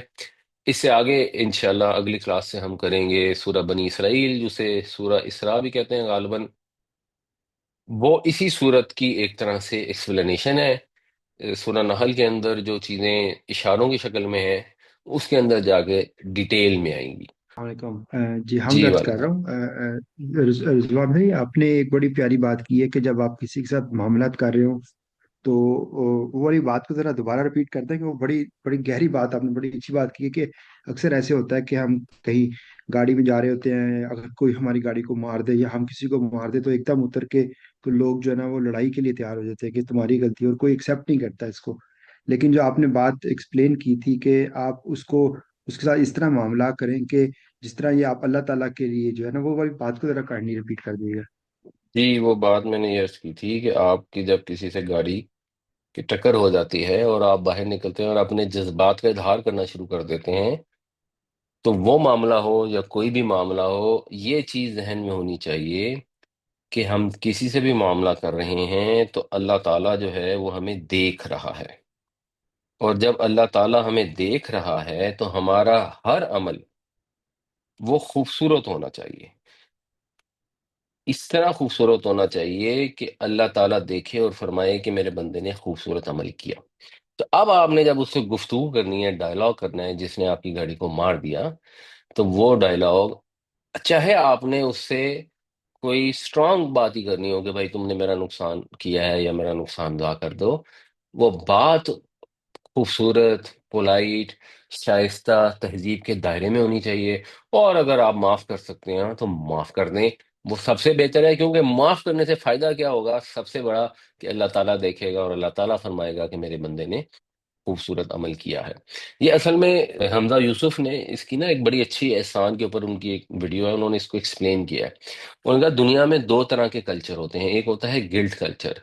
گلٹ کلچر یہ ہوتا ہے کہ جیسے مثال کے طور پر موٹر وے پر جا رہا ہے اور اس نے دیکھا کہ میں نے سپیڈ بڑھا دیا تو بہت بری بات ہے، قانون کی پابندی کرنی چاہیے، ٹریفک کا حادثہ ہو سکتا ہے، نقصان ہو سکتا ہے، تو وہ اس گلڈ کے تحت اپنے آپ کو ٹھیک کر لیتا ہے اور سپیڈ ٹھیک کر لیتا ہے۔ اور دوسرا ہوتا ہے شیم کلچر۔ شیم کیا ہے کہ آگے کیمرہ لگا ہوا ہے، وہ پکڑ لے گا، پکڑا جائے گا اور وہاں پہ ریکارڈ ہو جائے گا کہ یار اس کی تو سپیڈ زیادہ تھی۔ اور انہوں نے یہ کہا تھا کہ اسلام کا جو کلچر ہے وہ ایکچولی شیم کلچر ہے۔ ہم جو کام بھی کر رہے ہوتے ہیں، ایک کیمرہ لگا ہوا ہے جو ریکارڈ کر رہا ہے، اور کیمرہ جو ریکارڈ کر رہا ہے وہ تو بات کی بات ہے، وہ قیامت والے دن دکھایا جائے گا، لیکن ہمارا رب ہر وقت ہمارے ہر عمل کو دیکھ رہا ہے۔ اور انسان کو شرم آتی ہے اپنے رب سے کہ میں یہ کام کر رہا ہوں، میرے رب کو برا نہ لگے۔ جس طرح ہم کوئی بھی برا کام کرتے ہوئے کسی دیکھنے والے سے شرماتے ہیں، تو اللہ تعالیٰ تو ہر وقت دیکھ رہا ہے۔ اس کا جو سب سے روشن مثال ہماری زندگیوں میں ہوتی ہے وہ تب ہوتی ہے جب ہماری کسی ایک دم ایکسیڈنٹ یا خدا نہ خواستہ یا کوئی ایک دم وقتی، جس کو کہتے ہیں نا ایکسیڈنٹل کوئی ایونٹ ہو جائے۔ اس وقت جب ہم آپے سے باہر ہوتے ہیں نا، تو ہم اس کو بالکل اگنور کر دیتے ہیں کہ ہمارا رب ہمیں دیکھ رہا ہے۔ تو اپنے اعمال کو خوبصورت بنائیں اور محسن بنیں، اور ایسے عمل کریں کہ اللہ تعالیٰ دیکھے اور اللہ تعالیٰ فرمائے کہ میرے بندے نے خوبصورت عمل کیا ہے۔ جی جزاک اللہ، تھینک یو سو مچ جی۔ السلام علیکم۔ جی میں وعلیکم علی السلام۔ بات کر رہا ہوں۔ اچھا، مجھے ایک کوئری یہ تھی، ٹاپک سے تھوڑا سا آف دا ٹاپک ہے، ہٹ کے، کہ مجھے کچھ جسٹیفائی نہیں، مطلب کہ اس سے سیٹسفائی نہیں کر سکا اس چیز میں، آرگومنٹ میں، کہ جیسے سارے گناہ ہیں ان کو اللہ تعالیٰ دیکھ رہا ہے، آبزرو کر رہا ہے، اور ہمارا یوم حشر پہ بھی بالکل یقین محکم ہے۔ لیکن جب ہم نے روزہ رکھا ہوتا ہے تو اس میں ہم خیانت کیوں نہیں کرتے؟ جھوٹ بولتے ہیں، غیبت کرتے ہیں، زنا کرتے ہیں، لڑائی جھگڑا، کسی کا حق مار لیا، پراپرٹی کھا لی، بہت ساری چیزیں ہیں جو ہم کرتے ہیں، but we don't consider it, ٹھیک ہے، اسپیشلی غیبت ہے، بیک بیٹنگ۔ لیکن جب روزہ رکھا ہوتا ہے، جب ہم کمرے میں اکیلے ہیں، گھر میں اکیلے ہیں، آفس میں اکیلے ہیں، اس وقت ہم کچھ کھا سکتے ہیں، اس میں خیانت کر سکتے ہیں، نو بڈی نوز ایکسپٹ اللہ، اس میں ہم نہیں کرتے۔ باقی چیز اس وقت جی ہم، اللہ دیکھ رہا ہے ہمیں، ٹھیک ہے، ہم اکیلے بھی ہیں، لیکن جب باقی گناہوں میں بھی اللہ تعالیٰ اسی طرح آبزروینٹ ہے، اور ہی از آبزرونگ، اور فرشتے ہمارے نامہ اعمال میں ہر چیز لکھ رہے ہیں، اس میں ہم کیوں بھول جاتے ہیں کہ اس وقت اللہ تعالیٰ دیکھ رہا ہے؟ یہ کوئی اللہ تعالیٰ کی خاص بلیسنگ ہے ریگارڈنگ ٹو رمضان یا روزے کی حالت میں؟ جی اندازہ تو یہی ہوتا ہے کہ اللہ تعالیٰ نے یہ ایک نعمت عطا کی ہے رمضان کی شکل میں، کہ اس وقت جب ہم روزہ رکھ لیتے ہیں، چاہے روزہ بھی ہم نہیں توڑتے، اور بھی بہت ساری چیزوں سے ہم رک جاتے ہیں، جو بالکل، برائیوں بے سے شک۔ رک جاتے ہیں، یا جیسے نبی کریم صلی اللہ علیہ وسلم آئے کہ شیطان کو جکڑ دیا جاتا ہے، وہ اس طرح نہیں ہمیں بہکا پاتا جس طرح عام دنوں میں بہکاتا ہے، تو غالباً ایسا ہی محسوس ہوتا ہے کہ اللہ کی خاص بلیسنگ ہے۔ سر آیت نمبر 125 سے 125، ادعو الی سبیل ربک بالحکمت والموعظۃ الحسنۃ، اسی کے سلسلے میں جب آپ نے بھی بات کی تھی وہ کسی قادیانی کو بک دینے کے بارے میں، تو مجھے بھی کچھ چیز یاد آئی، تو اس میں چاہ رہا تھا تھوڑا اس پہ تھوڑی وضاحت کر دیں۔ اچھا، قادیانیوں کے بارے میں نا جی، ہمارا جو یوں کہہ لیں کہ ایک رویہ کہہ لیں، یا مطلب ان کے ساتھ ڈیلنگ جو ہے نا، وہ تھوڑی باقی جتنے بھی مذاہب ہیں ان سے ڈفرینٹ ہے۔ چاہے وہ مطلب نا جی غیر مسلم ہے، یعنی کہ پیورلی جیسے ہندو ہیں، یا جو ہے نا اہل کتاب ہیں، تو ان کے ساتھ ہم بات کھل کے کر لیتے ہیں ہر مذہب والے کے ساتھ، لیکن قادیانی کے سلسلے میں ہمارا یہ ہے کہ نہیں، ان سے بات نہ کی جائے، کہ مطلب یہ ایک نئے سرے سے دوبارہ وہ سلسلہ بحث کا، اور وہ جو ان کے پابندیاں لگائی ہوئی ہیں وہ کھل جائے گا۔ تو اس طرح سے مطلب نا جی آیا، مطلب نا جی اب ان کی وہ جو نئی جنریشن ہے آگے آنے والا، اگر یہی رویہ رہا تو مطلب کیا اس میں ہم سے نہیں پوچھا جائے گا کہ مطلب آپ نے کبھی ان سے بات ہی نہیں کی؟ جو آنے والے ابھی نئی جنریشن آ رہی ہے ان کی، جو پہلے چلو ہٹ دھرم ہوں گے، جو ان کے بڑے تھے، تو کیا ہم ان کے ساتھ تھوڑا نرم رویہ رکھ کے، جیسے کہ دوسروں کو دعوت دی جاتی تو دعوت دینے میں حرج ہے کیا؟ اس پہ تھوڑا سا وضاحت فرما دیں آپ۔ جی اس کے اندر دو چیزیں ہیں۔ پہلی تو بات ہے کہ رویہ تو نرم ہی ہونا چاہیے، رویہ تو اللہ تعالیٰ نے جب حکم دے دیا کہ موعظہ حسنہ ہونی چاہیے، کسی کے ساتھ بھی آپ کو بدتمیزی کرنے کی اللہ تعالیٰ نے تو اجازت نہیں دی. جادلہم باللتی ہی احسن. آپ نے بحث کرنی ہے یا نہیں کرنی ہے، آپ نے رویہ تو خوبصورت رکھنا ہے. جہاں تک وہ علماء زیادہ خلاف ہیں یا ہمارے لوگوں کے اندر زیادہ ان کے مخالفت ہے، اس کی کچھ وجوہات بھی ہیں. وہ وجوہات یہ ہیں کہ جب آپ کسی عیسائی سے گفتگو کرتے ہیں نا، تو وہ کہتا ہے جی میں عیسائی ہوں، میں حضرت عیسیٰ کو مانتا ہوں، یہ میری کتاب ہے، یہ وہ فلاں. ان کا ساتھ پرابلم یہ ہوتی ہے کہ یہ آ کے آپ کو کہتے ہیں نہیں ہم تو ہیں شروع یہاں سے ہوتے ہیں، ہم تو ہیں ہی مسلمان، ہم تو ان کو نبی بھی نہیں مانتے، ہم تو ان کو یعنی مختلف لوگ مختلف طریقے سے ڈیل کرتے ہیں. لیکن بہت سارے لوگ ایسے ہوتے ہیں وہ شروع یہاں سے، کیونکہ مرزا صاحب نے خود بھی ساری زندگی یہی کیا. وہ 4 مہینے کے لیے نبی بن جاتے تھے، پھر اگلی کتاب میں نبوت کے دعوے داروں کے اوپر لعنت بھیج رہے ہوتے تھے، پھر اگلی کتاب میں پھر نبی بن جاتے تھے. تو یہ بھی جو ہے نا موقع کی مناسبت سے نا اپنا بیان تبدیل کر لیتے ہیں. اس وجہ سے پھر لوگوں کے اندر زیادہ نفرت اور زیادہ غصہ پیدا ہوتا ہے ان کے متعلق. لیکن وہ وجوہات جو مرضی ہوں، ان سے حسن سلوک سے ہی پیش آنا چاہیے اور حق بات ان کو پہنچانی چاہیے. اور کئی علماء ایسے ہیں، اگر کسی کو ملے، انفارچونیٹلی ان کا بہت سارا کام نا ریکارڈنگ میں اویلیبل نہیں ہے، ڈاکٹر محمود احمد غازی، انہوں نے ان کے متعلق جتنی گفتگو کی ہے مثال کو، تو بڑی پولائٹ اور بڑی اچھی گفتگو کی ہے. اور اس کے علاوہ بھی کئی علماء ہیں جنہوں نے بڑے لاجیکل طریقے سے چیزوں کو ایکسپلین بھی کیا ہے. ایون مولانا مودودی کی جو کتاب ہے قادیانی مسئلہ، جس کے اوپر انہیں موت کی سزا کر دی گئی تھی، وہ چھوٹی سی بکلیٹ ہے، وہ بہت ہی خوبصورت اور بہت ہی اچھے طریقے سے لکھی ہوئی ہے. تو بالکل ان کو بات جہاں موقع ملے پہنچانی چاہیے، اور اللہ جانتا ہے پھر کہ کون ہدایت پائے گا اور کون نہیں پائے گا. ایک چھوٹی سی کوئری ہے کہ جی جو جی. شروع میں آپ نے بتایا کہ جیسے مسا ہم حنفی میں ہلکے میں کرتے ہیں، اور مطلب اس کے موسٹ پاپولر جو چیز ہے وہ ہے کہ لیدر یا چمڑے کے یا لیدرائٹ کے جو آج کل زیادہ ہے ٹاپ پہ، وہ اگر ہم نے پہنے ہو تو ہم مسا کر سکتے ہیں. میری ایک کوئری یہ ہے، یا ویسے آپ وضو پہ وضو کرنا چاہ رہے ہیں، آپ واش روم نہیں گئے تو وضو پہ آپ نے وضو کرنا ہے، تو پھر اگر آپ نے نارملی آرڈنری ساکس پہنی ہوئی ہیں جو وول کی یا کپڑے کی جو ہوتی ہیں، تو پھر تو مسا ہم کر سکتے ہیں نا. اس میں تو کوئی مارجن آف ڈاؤٹ والی بات ہی نہیں کہ اب جب ہم نے واش روم نہیں کیا، مطلب یورین وغیرہ نہیں کیا، تو پھر چھینٹوں کا تو کچھ نہیں ہے. وضو پہ اگر وضو کر رہے ہیں تو اس میں کچھ اگر آپ تھوڑا سا ایلیبریٹ کر دیں. نہیں تھینک یو. دیکھیں، جو وضو کا معاملہ ہے اس میں چھینٹوں کا تو assumption ہے ہی نہیں. ٹھیک ہے. چھینٹے تو ہم یہی سمجھ رہے ہیں کہ جس نے بھی واش روم یوز کیا ہے احتیاط سے یوز کیا، اور چھینٹے نہیں ہیں، چھینٹے تو نہیں ہونے چاہیے نا، وہ تو ویسے ہی نہیں ہونے چاہیے. اب وضو اگر ٹوٹ گیا ہے تو بس ٹوٹ گیا ہے، چاہے وہ واش روم یوز کرنے کی وجہ سے ٹوٹا ہے یا ویسے ٹوٹ رہا ہے، ٹوٹ گیا تو بس جی ٹوٹ گیا ہے. لیکن جو اگر وضو کے اوپر وضو کر رہے ہیں تو وہ تو ویسے ہی نہیں کرنا چاہیے. اور حنفی فقہ میں تو یہ کہتے ہیں اگر وضو موجود ہے تو دوسرا وضو نہیں کرنا چاہیے، وہ ویسے ہی کہتے ہیں اس سے بہتر. پانی ضائع ہوتا ہے. جہاں تک جرابوں کے اوپر وضو کرنے کی بات ہے، جو مثلاً مولانا اسحاق تو یہ سمجھتے ہیں، اور بہت سارے اہل حدیث یہ سمجھتے ہیں کہ جرابوں پر مسح کیا جا سکتا ہے. حنفی بھی کہتے ہیں کہ جرابوں پر مسح ہو سکتا ہے، لیکن اگر جراب پتہ نہیں اتنی موٹی ہو، یہ ہو فلاں ہو، تو میں ذاتی طور پہ مجھے مولانا اسحاق کی جو انڈرسٹینڈنگ ہے وہ بہتر لگتی ہے کہ اللہ تعالیٰ نے اگر ایک جی سہولت دے دی ہے تو آپ کے چمڑے کے موزے ہیں یا کاٹن کے موزے ہیں، جرابیں ہیں، کیونکہ الفاظ تو دونوں کے آتے ہیں، جرابوں کے بھی آتے ہیں احادیث کے اندر، تو بس اس کے اوپر جی. مسح کر لیں. لیکن اگر کسی کو لگتا ہے، ڈاؤٹ لگتا ہے، تو وہ بھی کوئی ایسا مسئلہ نہیں ہے، وہ جرابیں اتار کے پھر دھو لے پاؤں، دیٹ از آلسو فائن.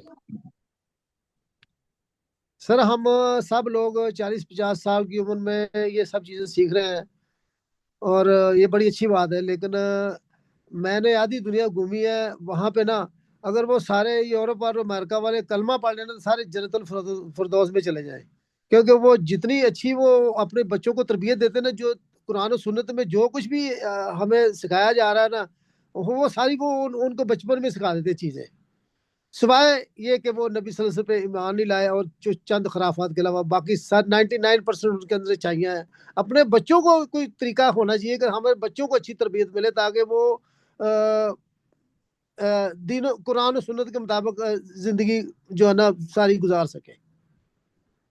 دیکھیں جی، اس میں گزارش یہ ہے کہ بچوں کی تربیت کے اندر دو پہلو ہیں. پہلا پہلو تو یہ ہے اسکول کا. اب کچھ اسکول اللہ نے فضل کیے اویلیبل ہیں، جیسے ہمارے بچے ہیں وہ اسکل سے پڑھے ہیں، school for contemporary Islamic learning, اور اس کے علاوہ کئی اسلامک اسکول اب موجود ہیں، خاص طور سے لاہور میں. چھوٹے شہروں میں مشکل سے ملتے ہیں، لیکن لاہور میں اچھی کوالٹی کے اسکول ہیں جہاں تعلیم بھی اچھی ہے اور اسلامی تعلیمات بھی دی جاتی ہیں۔ اور دوسرا پہلو یہ ہے کہ ماں باپ کی ذمہ داری آبویسلی زیادہ ہے، وہ انشور کریں اس بات کو کہ جب صبح بچے پڑھتے ہیں قرآن شریف، قرآن کے لیے قاری رکھتے ہیں، ضرور رکھیں، تو جب قرآن شریف آپ نے گھر میں رکھا ہو وہ ترجمے کے ساتھ ہو، اور آپ قاری صاحب بھی رکھیں اور یہ اہتمام بھی کریں کہ ان کو کوئی جیسے، ہاں جیسے ہماری کلاس ہوتی ہے اسی طرح کی بچوں کی بھی کلاسیں کئی جگہوں پہ انٹرنیٹ پہ اویلیبل ہوتی ہیں، اور اگر نہیں ملتی ہیں تو خود سے بتائیں اپنے بچوں کو۔ اور اس کا طریقہ کار ہوتا ہے، طریقہ کار یہ ہوتا ہے کہ چھوٹی چھوٹی چیز بتانی چاہیے۔ ہماری اگر میں ایک مثال دوں، ہمارے ایک جاننے والے تھے، ان کے والد جب یہ قادیانیوں کے خلاف تحریک چلی نا، تو ان کے گھر پہ بھی لوگ حملہ آور ہو گئے، کسی کو شک پڑا کہ شاید یہ بھی وہ ہیں۔ وہ اتنے اس سے اوفینڈ ہوئے کہ وہ دین سے ہی متنفر ہو گئے، انہوں نے نماز شماز یہ وہ سب چھوڑ دیا۔ تو جو ان کی والدہ تھیں انہوں نے کیا کیا کہ وہ روزانہ ایک ناشتے یا کھانے کے اوپر نہ کوئی ایک حدیث پڑھ کے سنا دیتی تھی، اور آہستہ آہستہ آہستہ کچھ مہینوں میں یا ایک دو سال کے اندر وہ واپس صحیح ہو گئے اور بہت زیادہ ریلیجس ہو گئے۔ تو آپ ڈھونڈیں ایسی کتابیں، اور کوئی ایک چھوٹی سی چیز دین سے متعلق، نبی کریم صلی اللہ علیہ وسلم کی حدیث یا قرآن کی کوئی آیت، وہ چھوٹی سی چیز اپنے بچوں سے دن میں ایک دفعہ 2-4 منٹ کے لیے ڈسکس کریں، اگلے دن کوئی اور چیز ڈسکس کریں، اگلے دن کوئی اور چیز ڈسکس کریں۔ کچھ عرصے میں آپ دیکھیں گے آٹومیٹیکلی بچوں کی انڈرسٹینڈنگ بھی بہتر ہو جائے گی اور ان کا دین سے لگاؤ بھی بہت بہتر ہو جائے گا۔ بچے تو اپنے پیرنٹس کو دیکھ کر سیکھتے ہیں، تو اپنے اعمال کو اور اپنے کردار کو ایسا بنائیں کہ بچے امپریس ہوں اور دین کے قریب آئیں۔ بہت ماشاءاللہ اچھا آپ نے بہت اچھی بات کی، بڑی اچھی طریقے سے سمجھایا، لیکن میرا جو بات کرنے کا مقصد یہ ہے کہ ہم جو محفل میں بیٹھے ہیں یا جتنے آپ کو اس وقت سن رہے ہیں لوگ سب، وہ تو عمل کر لیں گے اجتماعی طور پہ۔ میں کہہ رہا ہوں کہ ایک آدمی مزدور آدمی صبح اٹھ کے جاتا ہے، وہ 12-12 16 گھنٹے کام کرتا ہے، بڑی مشکل سے روٹی پوری نہیں ہوتی، وہ اپنے بچوں کو کیسے سمجھائے گا؟ اس کو خود بھی عقل نہیں ہے کیونکہ وہ اس معاشرے میں پلا ہی نہیں ہے۔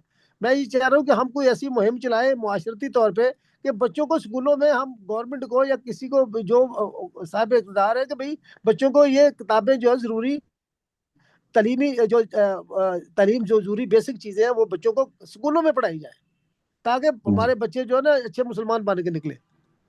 جی، یہ معاشرتی لیول میں بھی آپ کی اچھی بات ہے، بالکل کسی نہ کسی کو اس کے اندر بھی ایک رول پلے کرنا چاہیے، اور کچھ حد تک ضیاء الحق کے دور میں یہ چیزیں بہتر ہو بھی گئی تھیں۔ یہ شفیع صاحب ہیں جی، کو بھی 30-40 سال یہ رہے مڈل ایسٹ میں، انہوں نے اچھا آ کے ماشاء یہاں اللہ، 4-5 اسکول کھولے ہوئے ہیں، یہ اچھا ٹرکی۔ ماشاء اللہ۔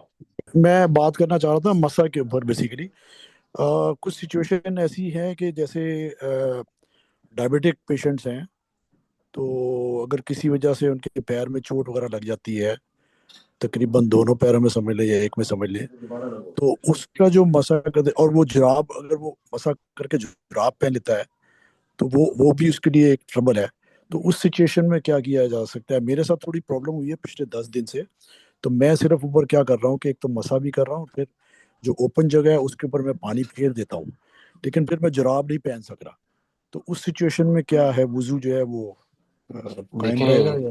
یہ تو آپ کو ویسے ہی پتا ہے کہ اگر کسی کو کوئی مرض ہو یا جی پانی جی جی میسر نہ ہو تو تیمم بھی کر جی سکتا ہے۔ جی جی، تو وہی کر رہا ہوں جس میں جی۔ جگہ پہ آپ پانی پہنچا سکتے ہیں پہنچا دیں، اور جہاں پہ آپ کو ہے کہ پانی نہیں بھیج سکتے، ہاں اگر آپ پاؤں میں زخم ایسا ہے کہ اس پہ پانی نہیں ڈال سکتے تو جی جی، مت اور ڈالیں۔ اور پھر ساکس بھی نہیں پہن سکتے دوبارہ اس کو نا، تو وہ بھی اس کو۔ نہیں، جرابوں کا تو ایشو نہیں ہے نا، اگر آپ پانی ہاں ڈال سکتے ہیں پھر تو جی جب بھی آپ نے پڑھنا ہو، نماز پڑھنی ہو اور وضو ٹوٹ جائے تو پھر تو پانی، پھر تو دھو لیں، اگر پانی دھو سکتے ہیں تو پھر تو دھو لیں، اس نہیں، میں پھر وہ میں مسا مسا والا کانسیپٹ نہیں چلے گا نا۔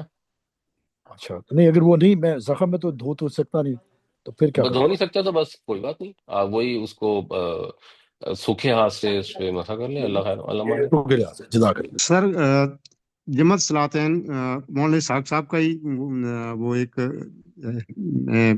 کسی نے بھیجا ہوا تھا ساتھی نے، تو وہ اس میں تھوڑی وضاحت فرما دیں، کیونکہ نارمل ہمارے حنفی جتنے بھی ہیں علماء کرام، وہ کہتے ہیں کہ مسنج کی ان الصلاۃ کانت علی المؤمنین کتاب موقوتا، یعنی کہ نماز اپنے وقت پہ ہی پڑھنی چاہیے۔ لیکن مولانا اسحاق صاحب کہتے ہیں کہ مجھے بتا دیں قرآن پاک میں کہاں لکھا ہوا ہے کہ وقت کا تو کوئی ہے ہی نہیں کہ اتنے سے اتنے بجے تک نماز اس کا ٹائم ہے۔ تو نارمل کچھ لوگ تو کہتے ہیں 3 ہی نمازیں اگر اس طرف آئیں تو تو جب نبی پاک صلی اللہ علیہ وسلم نے ظہر اور جو ہے نا عصر کی نماز کو یکجا کیا ہے، اور مغرب اور عشاء کو کیا ہے، خاص طور پہ حج کے بارے میں انہوں نے مثال دی ہے. تو لیکن وہ کہتے ہیں نہیں جی، یہ تو مطلب نا جی، جب بھی کوئی آپ کو کوئی مسئلہ پیش آ جائے، آپ سفر پہ جا رہے ہیں، تو اس سے ضروری نہیں کہ حج کا وہ ایک موقع ہے، وہ تو ہے ہی ہے، لیکن آخر وہاں بھی تو چھوٹ ملی ہے نا. اس کا مطلب ہے یہ الاؤ ہے. آپ سفر پہ نکلنا چاہ رہے ہیں، تو اگر ٹائم فرض کیا ظہر کا ابھی عصر کا نہیں ہوا، تو آپ اس کے ساتھ ہی ظہر کا ٹائم ہو گیا، تو بس ساتھ عصر کی پڑھ سکتے ہیں، پہلے بھی پڑھ سکتے ہیں اور بعد میں بھی پڑھ سکتے ہیں، جیسے کہ مغرب اور عشاء کی پھر جو ہے مزدلفہ میں جا کے لوگ جو ہے نا وہ ادا کرتے ہیں. تو اس میں تھوڑا سا وضاحت فرما دیں گے جی آپ؟ جی ہمارے یہاں اس تو میں یہ کنسیپٹ جو ہے نا وہ ہاں جی، ہمارے ملک میں تو جنرلی لوگ اس کو نہیں کرتے، اور جنرلی حنفی جو بر صغیر کے ہیں وہ جس طرح جمع کرتے ہیں اس کے اندر تو ایکچولی اور زیادہ مشکل ہو جاتی ہے. وہ کہتے ہیں کہ ظہر کا وقت ختم ہو رہا ہو، عصر کا شروع ہو رہا ہو، این اس وقت دونوں اکٹھی کر لو. اس سے تو آسان ہوتا ہے کہ جب ظہر کا وقت کنوینئنٹ ملے تو ظہر اپنے ٹائم پہ پڑھ لیں اور عصر اپنے ٹائم پہ پڑھ لیں، بجائے ان کے کہ مثلا موٹر وے پہ جا رہے ہیں تو آپ کو جب بھی پہلی مسجد آئی آپ ظہر پڑھ لیں، پھر اگلی جب عصر کے وقت میں آئی تو اس میں پڑھ لیں. وہ آسان ہے، بجائے اس کے کہ آپ وہاں کسی ایسی جگہ پہنچ جائیں اور پھر انتظار کرتے رہیں کہ ظہر اور عصر کا اکٹھا وقت ہوگا اور پھر آپ اکٹھی پڑھیں گے. تو وہ تو سمجھ نہیں آتی. لیکن at the end of the day جس کو جو چیز زیادہ لاجیکل لگتی ہے اس کو فالو کرنا چاہیے. مولانا اسحاق کا جو بنیادی طور پہ کہنے کا مطلب ہے وہ یہ کہہ رہے ہیں کہ بات تو یہی ہے کہ بے شک نماز جو ہے مومنوں کے اوپر وقت مقرر پر پڑھنا لازم ہے، مگر وہ وقت مقرر آپ کو کس نے بتایا؟ وہ وقت مقرر بتایا نبی کریم صلی اللہ علیہ وسلم نے. تو عام حالات میں وہ جو وقت مقرر ہے وہ 5 اوقات ہیں جو ہمیں معلوم ہے. اس میں بھی حنفی شافعی میں تھوڑا بہت اختلاف ہے. اور جب سفر کا موقع ہو تو اس کے اندر اللہ کے نبی صلی اللہ علیہ وسلم نے ظہر اور عصر اکٹھی کی ہے، حدیثوں سے ثابت ہے. مغرب اور عشاء اکٹھی کی ہے، حدیثوں سے ثابت ہے. اور حج کے اندر تو وہ ثابت ہے، یہ لوگوں کو پتہ ہی ہے. تو اس کی روشنی میں ان کی انڈرسٹینڈنگ یہ ہے کہ آپ جب اکٹھی کر لیں گے تو پھر ظہر اور عصر کا وقت کمبائن ہو جائے گا. اس کے اندر کسی بھی وقت آپ ظہر یا عصر پڑھ سکتے ہیں. مغرب اور عشاء کا وقت کمبائن ہو جائے گا اور کسی بھی وقت آپ دونوں میں سے کوئی ایک یا دونوں نمازیں پڑھ سکتے ہیں. عصر اور مغرب آپس میں کمبائن نہیں ہو سکتے، اور فجر کے ساتھ کوئی نماز کمبائن نہیں ہو سکتی، وہ اپنے اپنے وقت پہ ہی رہیں گی. تو بس اتنی سی بات ہے. اب مجھے ذاتی طور پر تو مولانا اسحاق والا عمل سمجھ آتا ہے، اور میرا خیال ہے ہم بھی جیسے یہ بات کر رہے تھے ٹریول کرنے کی، تو ساری دنیا میں ٹریول کرتے ہیں اور ساری دنیا میں لوگ جو ہیں نمازیں جمع کرتے ہیں. اور یہ عرب جو ایئرپورٹس ہوتے ہیں ان پہ تو کئی دفعہ انہوں نے وہ بلب لگائے ہوتے ہیں کہ وہ زہر اثر پڑھ رہے ہوتے ہیں تو وہ زہر کا بلب آن کر کے پہلے زہر پڑھ لیتے ہیں، پھر بلب اثر کا آن کر دیتے ہیں اور اثر پڑھ لیتے ہیں. تو میں تو اس کو فالو کرتا ہوں، لیکن اگر کوئی نہیں بھی کرتا اور اسی پہ پڑھتا جاتا ہے تو ہم یہ تو نہیں کہہ سکتے کہ غلط کرتا ہے. جس کو جو انڈرسٹینڈنگ سمجھ آ جائے. نہیں سر، دیکھیں جو ہمارے جو حنفی کہتے ہیں نا کہ مطلب نا جی ظہر کو آخری ٹائم میں پڑھ لیں، اور پھر عصر کا جب شروع ہو تو پھر ساتھ پڑھ لیں، تو وہ تو جمع نہ ہوئی نا. وہ تو چاہے مطلب نا اپنے پڑھی تو وہ تو جمع اس کو تو کہنا ہی نہیں چاہیے، وہ تو اپنے وقت پہ پڑھی گئی نا جی. چاہے بالکل جمع یہ بھی کہ نہیں ہے اور لیٹ ہی زیادہ پڑھی، مشکل ہے. بس زیادہ مشکل ہے وہ تو نا جی. اس کا مطلب یہ جو صاحب صاحب جو کہہ رہے ہیں وہ کنسیپٹ بہتر ہے. میں بھی یہی ذہن مانتا ہے اس کو. ہاں جی، مجھے تو وہی بہتر لگتا ہے ذاتی طور پہ. ٹھیک ہے، جزاک اللہ جی. السلام جی علیکم رشید. جی. جی میں وعلیکم منصور السلام. احمد ہوں. جی جی. آج پہلے دن میں نے آپ کی کلاس جوائن کی، تھوڑا لیٹ جوائن کی میں نے. جزاک اللہ. مجھے اسحاق صاحب کو، مولانا اسحاق صاحب کو بھی میں سنتا رہا ہوں. یہ جو ایک بتر پڑھنے کا ہے، یہ ہم 2 نفل پڑھیں گے، اس کی نیت کیسے کریں گے، اور ایک بتر کی نیت کیسے کریں گے؟ اگر آپ اس کو تھوڑا سا ایکسپلین کر دیں تو. دیکھیں جی، اس میں گزارش یہ ہے کہ نیت تو نماز کی ہوتی ہی نہیں. نیت تو ہوتی ہے عمرے کی. نماز کی تو نیت کی ہی نہیں جاتی، نہ روزے کی نیت ہوتی ہے نہ نماز کی ہوتی ہے. تو آپ نے ایک وطر اگر پڑھنا چاہتے ہیں جس وقت، تو بس آپ کھڑے ہو کے ایک وطر پڑھ لیں. اور ایک وطر لاجیکلی تب ہوتا ہے کہ جب دن میں کسی نہ کسی وقت آپ نے کم از کم 2 نفل پڑھے ہو. اور آپ بیک وقت 3 پڑھیں جو زیادہ بہتر ہے، یعنی 2 ایک دفعہ پڑھ لیں اور ایک دفعہ پڑھ لیں، تو بس آپ 2 پڑھیں گے. اور آپ ذہن میں یہ ہوگا کہ آپ وطر یا نفل پڑھیں اور پھر ایک پڑھ لیں گے اور سلام پھیر دیں گے. اس میں کوئی نیت کی اس طرح ضرورت ہی نہیں ہوتی نماز کے اندر. تو اس میں جو دعائے قنوت ہے وہ سورت کے بعد ہاتھ اٹھا کے دعا مانگنے کی حالت میں پڑھنی چاہیے یا رکوع سے اٹھ کے پڑھنی چاہیے دعائے قنوت جو ہے؟ وہ بھی جیسے بھی پڑھ لیں، اس کے اندر بھی کوئی بہت زیادہ فرق نہیں پڑتا، ان اینی کیس وہ نفل نماز ہے، تو ہم کیونکہ شروع سے اسی طرح پڑھتے آ رہے ہیں تو میں تو اسی طرح پڑھ لیتا ہوں، اگر کوئی دوسری طریقے سے بھی پڑھ لیتا ہے تو دیٹ از آلسو فائن۔ جزاک اللہ، جزاک اللہ۔ دوسری یہ ہے کہ میں نے کئی جگہ سنا کہ جی جو دعا کی قبولیت کا وقت ہے وہ فرضوں کے فوراً بعد ہے، لیکن جنرلی ہم نے دیکھا ہے کہ عرب دنیا میں بھی اور ویسے بھی کئی جگہ سنا کہ جی فرضوں کے بعد جو ہاتھ اٹھا کے ہم دعا مانگتے ہیں وہ طریقہ ٹھیک نہیں ہے، بلکہ ہمیں جب ہم اتحیات میں بیٹھتے ہیں اور دروشی پڑھ لیتے ہیں تو رب جلنی پڑھیں اور اس کے ساتھ جتنی قرآنی دعائیں ہیں وہ ہمیں آتی ہیں وہ ہمیں پڑھنی چاہیے۔ تو اس بارے میں آپ کیا کہیں گے کہ کیا اس وقت فرضوں کے بعد ہمیں ہاتھ اٹھا کے دعا مانگنی چاہیے؟ کیونکہ کئی جگہ میں نے سنا ہے، پڑھا بھی کہ جی بہترین وقت جو دعا کی قبولیت کا ہے وہ فرضوں کے بعد دعا مانگنے کا ہے۔ جی وہ اس جو بارے میں ذرا حدیث میں الفاظ استعمال ہوئے نا، مجھے ایگزیکٹ یاد نہیں ہے لیکن الفاظ استعمال ہوئے دبر کے، دبر کہتے ہیں آخری حصے کو، تو فرضوں کے آخری حصے میں دعا سب سے زیادہ قبول ہوتی ہے۔ اس کا مطلب یہ بھی ہو سکتا ہے فرضوں کے بعد، یہ بھی ممکن ہے، اور اس کا مطلب زیادہ اپروپریٹ شاید ہے فرضوں کے آخر میں، یعنی جو ہم اتحیات کے بعد دروشی پڑھنے کے بعد دعا مانگتے ہیں وہ قبولیت کا وقت ہے، اور ہمیں دعا سکھائی بھی گئی ہے۔ ہمارے ہاں عام طور پہ وہ رب جعلنی پڑھی جاتی ہے، لیکن کوئی سی بھی دعا اس وقت مانگی جا سکتی ہے۔ اور مولانا طارق مسعود یہ کہتے ہیں کہ اگر فرضوں کے بعد سمجھا جائے تو پھر وہ جو ذکر اذکار کیے جاتے ہیں، استغفر اللہ اللہم انک انت السلام و منک السلام، وہ بھی دعائیں ہوتی ہیں، تو شاید وہ ان سے مراد ہے، کیونکہ نبی کریم صلی اللہ علیہ وسلم سے یہ ثابت کہیں بھی نہیں ہے کہ آپ نماز کے بعد ہاتھ اٹھا کر سب کو باجماعت دعا کرواتے تھے، یا تنہا صحابہ نماز کے بعد دعا کیا کرتے تھے ہاتھ اٹھا کر، تو کیونکہ وہ ثابت نہیں ہے اس لیے وہ طریقہ صحیح نہیں ہے۔ رضوان صاحب جزاک اللہ خیر، بڑی کمپریہنسو ڈسکشن تھی ٹوڈے۔ اس میں جی وہ بڑا امپورٹنٹ پوائنٹ آپ نے بتایا جی کہ جو لوگ کسی بھی فارم یا شیپ میں دعوت کا کام کر رہے ہیں یا دینا چاہتے ہیں جی، وہ آپ نے بڑا امپورٹنٹ پوائنٹ بتایا جی کہ ان کے ساتھ بڑی حکمت اور بڑی خوش اخلاقی کے ساتھ وہ کام کریں۔ ہمارے اکثر مسلمانوں کے جس طرح آپ نے کہا جی کہ وہ تھوڑا سا یہ ہے ہمارا کہ جو تھوڑا بہت کبھی کبھی کرتے بھی ہیں ہم تبلیغ یا دعوت کا کام، اس میں وہ لڑائی جھگڑا، ہاں جی، گالی گلوچ اور مطلب بہت لاؤڈ ہو جاتے ہیں، تو اس میں اخلاقی اور حکمت، یہ بڑی امپورٹنٹ آپ نے آج کا لیسن ہم سب کے لیے دیا ہے جی کہ یہ these two are important thing ہیں جی۔ جزاک اللہ، اللہ تعالیٰ ہمیں قرآن پڑھنے، سمجھنے، اس پر عمل کرنے کی توفیق عطا فرمائے۔ السلام علیکم ورحمۃ اللہ وبرکاتہ۔